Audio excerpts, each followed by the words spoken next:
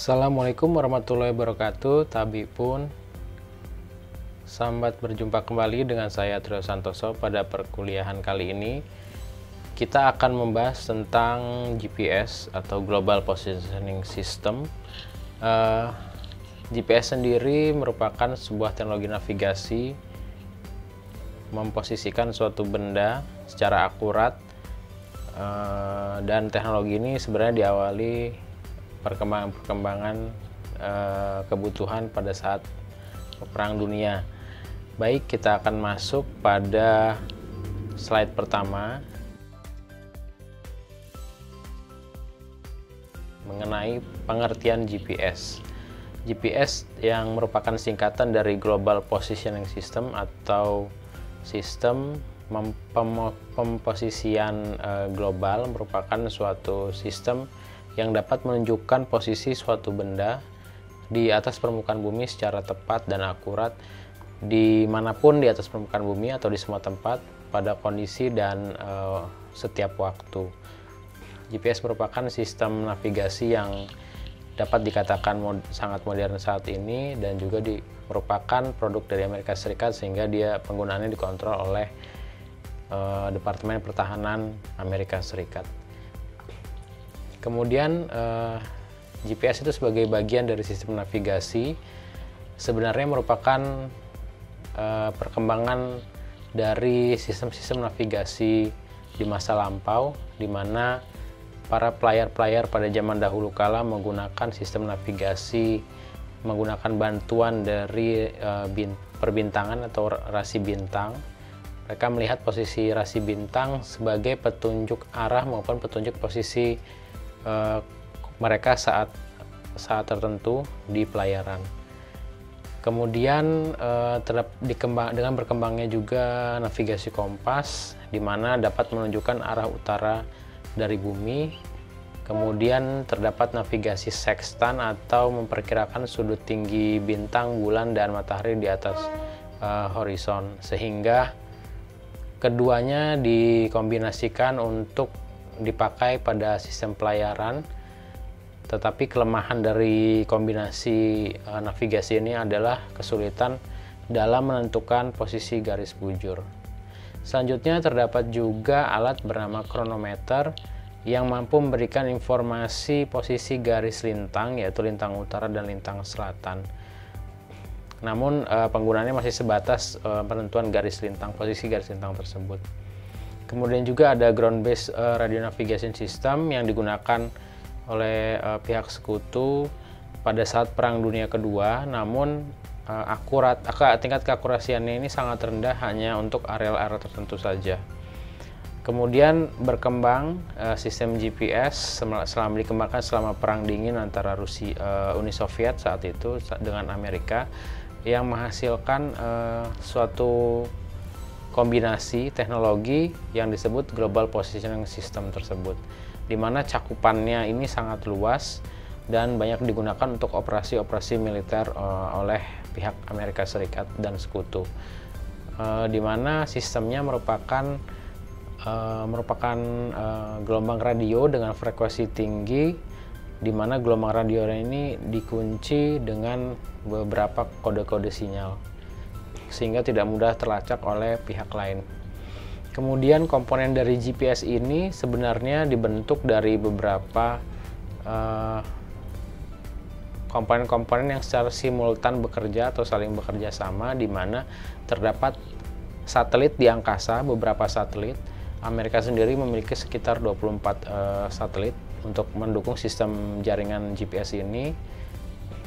Kemudian terdapat juga atau disebut space segment tadi ya. Kemudian juga terdapat pusat kontrol di lapangan atau di darat yang mengontrol pergerakan dari satelit dan juga mengontrol komponen ketiga, yaitu user atau penggunanya. Pengguna saat ini setelah berkembang bukan hanya untuk kebutuhan militer seperti kapal laut maupun pesawat tempur maupun tank-tank, tapi juga saat ini digunakan misalnya untuk kebutuhan navigasi pada mobil, pada motor, kemudian untuk taksi, bus maupun UAV atau drone menggunakan GPS ini. Kemudian juga ketiganya ini saling mendukung, di mana kalau kita menghidupkan sistem GPS itu, maka ada beberapa supporting dari setidaknya 7 sampai 12 satelit yang ikut memberikan data yang membantu sehingga memposisikan suatu benda itu dengan akurat. Kemudian satelit GPS ini menurut data terbaru bukan hanya dari pihak Amerika Serikat yang saat ini mengembangkan sistem navigasi, karena setelah merebaknya sistem Android pada Google, dunia tersadar bahwa sebenarnya sistem navigasi ini sangat mempunyai pasar yang sangat besar, tidak hanya untuk kebutuhan menunjukkan di mana posisi dan lain-lain, tetapi juga untuk beberapa aplikasi-aplikasi yang dapat digunakan untuk kehidupan manusia sehari-hari. Jadi satelit GPS itu juga menunjukkan perkembangan, kecanggihan, dan juga dari segi kuantitas atau jumlahnya meningkat. Pesaing utama saat ini yang menjadi leading sektor adalah negara Cina dengan mengembangkan sistem Beidou, di mana sampai tahun 2019 ini mereka sudah meluncurkan sekitar 35 satelit navigasi, dan rencananya akan menambah sampai 10 satelit lagi dalam tahun 2020 ke atas. Kemudian juga ada dari Rusia dengan sistem GLONASS, kemudian Galileo dari Persatuan Uni Eropa juga memiliki beberapa 24 dan 22 satelit. Jadi saat ini negara-negara berkembang saling berlomba-lomba dalam mengembangkan sistem navigasi yang paling akurat. Karena ini juga berhubungan bukan cuma dalam segi ekonomi, tapi juga dalam sistem pertahanan. Kita bayangkan jika rudal balistik atau rudal pesawat tempur itu dikontrol untuk mentargetkan suatu musuh atau target yang berjalan, dengan adanya sistem navigasi yang sangat canggih dan sangat akurat ini, mereka tentu saja memiliki keunggulan-keunggulan dibanding negara lain. Kemudian satelit GPS ini mengorbit pada ketinggian sekitar 20.000 km di atas permukaan bumi. Kemudian beberapa itu memiliki durasi waktu mengelilingi bumi sekitar setiap 12 jam sekali. Kemudian memiliki akurasi yang sangat tinggi yang bisa digunakan untuk penjejakan atau pelacakan. Kemudian bagaimana sih GPS ini bisa bekerja? Apabila dalam praktikum kita melihat alat GPS handlet atau GPS lapangan yang bentuknya kecil seperti HP atau smartphone kita, sebenarnya alat tersebut merupakan receiver atau alat yang menerima dan menampilkan beberapa fitur-fitur, tapi pada prinsipnya alat GPS atau handlet yang kita pegang itu terhubung kepada satelit di angkasa, kemudian juga dihubungkan dengan ground control. Jadi satelit GPS memberikan informasi kepada alat kita, receiver GPS itu, mengenai jarak atau posisi satelitnya. Jadi satelit mengukur dengan posisi GPS kita berada, sehingga kita tahu dari beberapa posisi satelit itu kita bisa menentukan apa ground control, dan juga satelit bisa menentukan sebenarnya posisi kita berada di mana.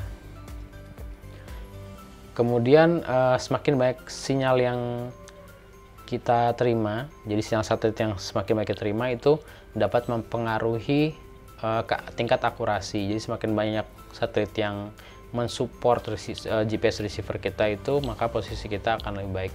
Hal ini ditandai dengan posisi, kemudian ada biasanya ada indikator tingkat akurasi, atau misalnya plus minus sekian meter. Semakin rendah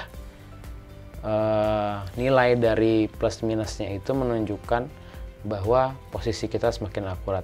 Apabila nilainya semakin tinggi, di atas 5 atau di atas 7 meter, menunjukkan kemungkinan pergerakan atau tingkat akurasinya juga rendah. Jadi tidak boleh terbalik. Jadi semakin rendah nilai plus minus atau tingkat akurasi itu menunjukkan posisi kita sudah cukup baik. pada GPS handlet atau GPS lapangan yang sering kita gunakan pada praktikum itu, biasanya tingkat akuratan paling tinggi adalah 2 meter, jarang sekali di bawah 2 meter. Tetapi dengan GPS diferensial maupun GPS yang memang digunakan untuk pemetaan, itu dapat menunjukkan tingkat akurasi sampai beberapa senti. Kemudian juga terdapat fast differencing teknik, yaitu teknik digunakan untuk menambah ketelitian pengukuran, di mana diperlukan reference stasiun GPS yang diketahui posisinya. Jadi kita sudah mengetahui dulu posisi dari ground stationnya, kemudian dengan mentransfer data GPS dengan yang mobile dapat memperkirakan posisi dengan lebih tepat. Jadi posisi ground stationnya bisa didapat dari beberapa tempat. Teknik pengukuran seperti ini disebut dengan differential GPS. Jadi GPS itu sejatinya tidak bisa bekerja secara sendiri-sendiri, tapi bekerja menggunakan beberapa bantuan satelit dan juga ground station. Pada slide ke-8 kita bisa lihat bagaimana sih skema dari GPS itu dapat bekerja.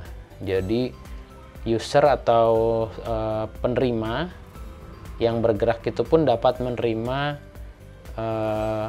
sinyal dari satelit-satelit di angkasa yang mengorbit. Kemudian ada ground control atau titik kontrol, kemudian ada data link atau yang meneruskan sinyal itu melakukan koreksi atau pembenaran terhadap posisinya.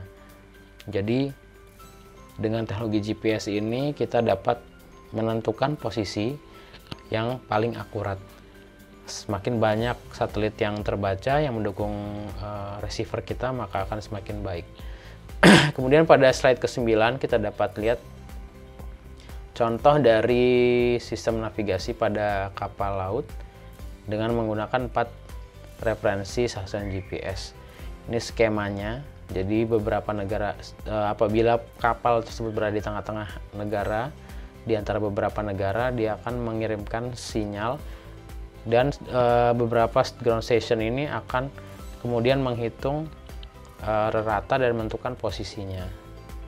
Kemudian juga terdapat kemungkinan kesalahan atau failure pada alat GPS itu yang diakibatkan pertama karena ada gangguan sinyal. Jadi gangguan sinyal ini dapat berupa kejadian-kejadian alami, misalnya gempa bumi, atau pada daerah tersebut merupakan sumber yang memiliki tingkat radiasi magnet yang tinggi atau nuklir yang tinggi, sehingga dapat menimbulkan gangguan terhadap sinyal maupun terhadap alatnya tersebut. Kemudian juga ada kemungkinan dari bias, mungkin karena gangguan dari langit atau antariksa seperti troposfer, ionosfer, mungkin saja terjadi pergerakan pembentukan awan atau petir. Dapat juga menggunakan alat seperti jammer yang dapat mengganggu sinyal dari receiver GPS. Kemudian juga ada kemungkinan dari kesalahan user dalam melakukan setting. Jadi kemungkinan settingannya itu tidak sesuai dengan yang diharapkan. Misalnya datumnya harusnya 48S, tapi dia menggunakan settingan 48 North. Jadi sehingga ada kesalahan membaca dan kesalahan user dalam menentukan lokasi. Kemudian pada slide ke-11 kita bisa lihat skema-skema terjadinya kesalahan atau noise pada receiver GPS. Kemudian pada slide ke-12 kita bisa melihat beberapa sumber-sumber kesalahan pada GPS. Kemudian juga disebutkan ada di tabel pada slide ke-12 tersebut kemungkinan jangkauan dari error yang mungkin terjadi. Kemudian pada slide ke-13 kita dapat melihat pemakaian GPS pada kehidupan sehari-hari. Biasanya yang pertama, kalau untuk GPS lapangan tentu saja kita ingin menentukan lokasi dari sebuah subjek atau area atau item yang akan kita survei. Kemudian juga terdapat kemampuan GPS untuk mengetahui ketinggian tempat. Jadi atau altitude determination dapat dibaca ketika melakukan survei ke lapangan. Kita dapat melihat ketinggian tempatnya berdasarkan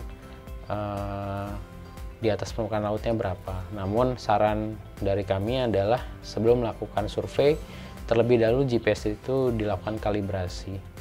Kemudian juga GPS ini sangat lumrah digunakan pada bidang penerbangan, baik itu untuk di ground stationnya atau di menara kontrol maupun di pesawatnya. Kemudian juga yang sering kita gunakan biasanya menggunakan navigasi melalui handphone atau mobile phone. Kemudian untuk tentu saja pemetaan, penginderaan jauh, atau pengumpulan data. Selanjutnya yang sering kita lihat juga GPS ini digunakan untuk bidang perikanan dan kelautan, di mana dengan teknologi canggih apabila nelayan ingin menangkap ikan bisa dibantu dengan GPS laut atau marine GPS. Jadi mereka bisa juga membantu menentukan posisi atau sebaran dari ikan. Kemudian juga untuk beberapa hal lain seperti antariksa, survei atau yang lain ya, seperti olahraga saat ini juga menggunakan GPS untuk menemukan trek baru, atau misalnya untuk melihat posisinya yang sudah mereka tempuh atau jarak yang mereka tempuh. Kemudian beberapa sistem GPS yang saat ini berkembang tidak hanya dimonopoli oleh sistem GPS oleh Amerika, tetapi sistem navigasi ini sudah berkembang yang serupa seperti AGPS atau Assisted GPS dapat ditemukan di handphone saat ini, di mana penggunaan GPS-nya itu dibantu dengan sinyal dari tower sinyal atau base station. Jadi terdapat template pada peta pada sistem operasi tersebut, kemudian posisi dari pengguna itu ditentukan dibantu oleh sinyal juga. Jadi tower ini mengirimkan sinyal yang kemudian dapat menghitung atau mengukur posisi dari penggunanya di sebelah mana. Kemudian juga ada sistem GLONASS. GLONASS ini merupakan sistem milik Rusia yang menjadi pesaing dari iGPS maupun GPS karena tingkat akurasinya juga tinggi. Kemudian ada Beidou Navigation System milik China yang diperkenalkan sejak tahun 2000-an dan terus dikembangkan. Kemudian pada tahun 2016 ini sudah masuk ke tahap kedua. Kemudian mereka sudah mengirimkan lebih dari 35 satelit mengorbit di orbit bumi dan dianggap saat ini sebagai sistem yang paling baik, sistem navigasi yang paling baik. Walaupun sementara masih digunakan untuk kebutuhan komersil dalam negeri dan pertahanan dalam negeri, namun tidak menutup kemungkinan bahwa ini akan dikomersilkan secara global. Kemudian ada sistem navigasi Galileo. Uni Eropa yang membentuk konsorsium membentuk sistem navigasi yang dengan sebutan Galileo. Kemudian juga ada beberapa sistem navigasi lain seperti KZSS milik Jepang atau Navic milik India. Jadi India juga saat ini mengembangkan sistem navigasinya di bawah kendali dari ISRO atau Indian Space Research Organization, yang mereka menginisiasi terbentuknya sistem navigasi milik India sendiri sehingga tidak tergantung atau tidak dapat disetir oleh negara luar, karena mereka memiliki sistem navigasi sendiri. Karena sistem navigasi ini sangat vital sebenarnya untuk sistem transportasi, pertahanan maupun survei suatu negara. Menurut saya demikian materi kuliah yang sudah saya sampaikan pada pertemuan kali ini. Atas perhatian dari para mahasiswa sekalian, saya ucapkan terima kasih. Saya akhiri, wassalamualaikum warahmatullahi wabarakatuh.